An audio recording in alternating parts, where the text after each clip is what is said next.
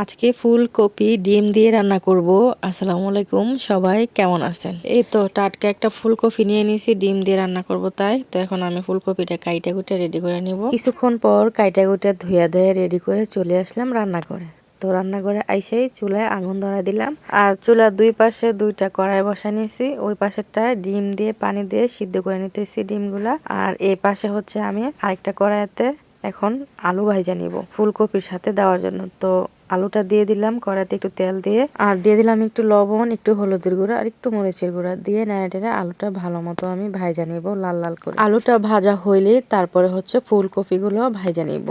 তো দেখেন আলুটা ভাজা হয়ে গেছে, আমি একটা প্লেটে উঠাই নিয়েছি। তারপরে দিয়ে দিলাম আবারও ফুলকপিটা কড়াইতে দিয়ে দিলাম একটু হলুদের গুঁড়া আর একটু লবণ দিয়ে আমি হচ্ছে ফুলকপিটা ভাইজা নিতেছি। আমি প্রথম ফুলকপি ডিম দিয়ে রান্না খাইছি আমার বড় আপার হাতের, তো আমার কাছে অনেক মজা লাগছিল।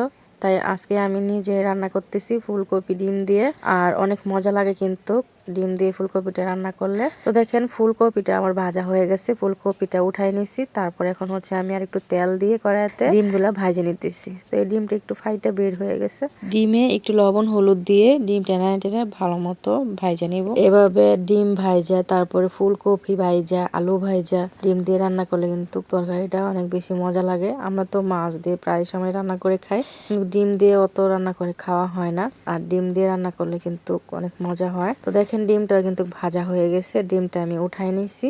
নেওয়ার পর কড়াইতে দিয়ে দিলাম আমি কিছু পেঁয়াজ কুচি, তারপর দিয়ে দিলাম কয়েকটা কাঁচামরিচ ফালি করে রাখছিলাম সেই কাঁচামরিচগুলো। পেঁয়াজ কাঁচামরিচটা একটু ভাজা হওয়ার পর এখন দিয়ে দিব হচ্ছে আদা রসুন আর হচ্ছে জিরা একসাথে বাইটে নিয়েছিলাম, সেই বাটাটা দিয়ে দিছি। দিয়ে এখন নাড়াটেরা বাটাটা আমি হচ্ছে ভালো মতো ভাজা ভাজা করে নিব। তো ভাজা ভাজা হয়ে গেছে, এখন দিয়ে দিব বাকি মশলা।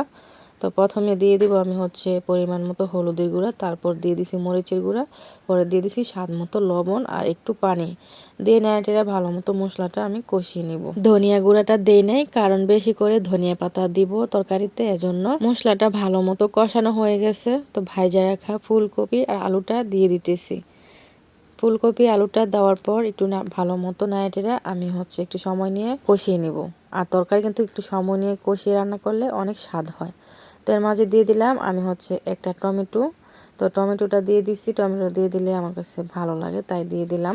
আগে মানুষ কিন্তু ফুলকপি দিয়ে অনেক আইটেমে রান্না বান্না করতে পারতো না, আর এখন কিন্তু ফুলকপি দিয়ে অনেকভাবে রান্না বান্না করে খাওয়া যায়। দেখেন ভালো মতো কিন্তু আমি হচ্ছে তরকারিটা কষিয়ে নিছি, এখন দিয়ে দিতেছি ঝোলের জন্য পানি।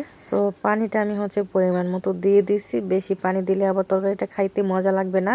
আর এমনিতেও কিন্তু ফুলকপি আলুটা প্রায় অর্ধেকই হচ্ছে সিদ্ধ হয়ে গেছে ভাজার সময়, তাই ঝোলটা কমিয়ে দিছি। পরে তো ঢাকনা দিয়ে ঢাইকা জাল করে নিলাম কিছুক্ষণ। তারপর দেখেন তরকারিটা বলক আসা পড়ছে, এখন দিয়ে দিছি ভাইজা রাখা ডিমগুলো। ফুলকপির মৌসুম আসলে আমার অনেক বেশি পরিমাণে ফুলকপি খাওয়া হয়, কারণ আমার ফুলকপি অনেক পছন্দ। 1.5 চামচের মতো ভাজা জিরা গুঁড়া দিয়ে দিতেছি, দিয়ে একটু নাড়াটেরা পরে হচ্ছে আবারও ঢাকনা দিয়ে ঢাইকা আরো কিছুক্ষণ রান্না করে নিব। আর ফুলকপির মৌসুমে কিন্তু ফুলকপিটা একটু বেশি মজা লাগে।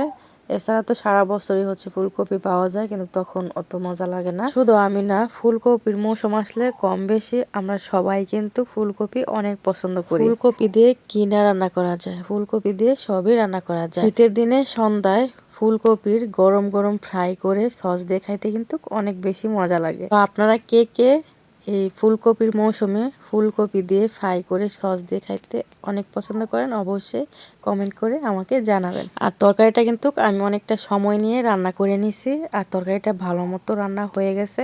এখনই আমি তরকারিটা উঠাই নেব। এই তো পরে দেখেন আমি তরকারিটা রান্নাঘর থেকে ঘরে নিয়ে এসেছি, এখন হচ্ছে আমি ভাত খাবো। তো তরকারিটা আমি একটা বাটিতে বাইরে নিতেছি দেখেন। এই তো বাটিতে বাইরে নিয়ে তারপর হচ্ছে একটা প্লেটে ভাতও বাইরে নিয়ে চলে আসলাম খাইতে। আমাদের ঘরে কিন্তু আরো তরকারি রান্না আছে, তো আমি সেগুলা একটাও নিব না, এই পুরো ভাতটাই খাবো আজকে ডিম আর ফুলকপির তরকারিটা দিয়ে। তো দেখেন আমি কিন্তু তরকারি নিয়ে নিছি যতটুকু লাগবে। এদিকে আমার মেয়েকে একটা প্লেটে ভাত দিয়ে তরকারি দিয়ে দিলাম, তো ও হচ্ছে মজা মজা করে খাইতেছে। তারপর আমিও বিসমিল্লাহ বলে খাওয়া শুরু করে দিতেছি। আমার আর দেরি হইতেছে না, কারণ আমার অনেক খিদা লেগে গেছে। আর বেশি খিদা লাগলে কিন্তু মাথায় মাথায় কোনো কাজ করে না, আর পেট শান্তি দুনিয়া শান্তি, এটা কিন্তু একদম বাস্তব কথা। পেট শান্তি না থাকলে কিন্তু কোনো কিছুই ভালো লাগে না, কারো ভালো কথাও মজা লাগে না। তো আমার এই ডিম ফুলকপির তরকারিটা কিন্তু অনেক বেশি মজা হয়েছে। তো আপনারা কে কে এই ডিম ফুলকপি দিয়ে তরকারি রান্না করে খাইছেন অবশ্যই কমেন্ট করে জানাবেন। আর আমার ভিডিওটা যদি ভালো লাগে অবশ্যই সবাই আমাকে ফলো দিয়ে পাশে থাকবেন। আজকে এই পর্যন্তই, খাইতে খাইতে বিদায় নিয়ে নিলাম। সবাই ভালো থাকবেন। আল্লাহ হাফেজ।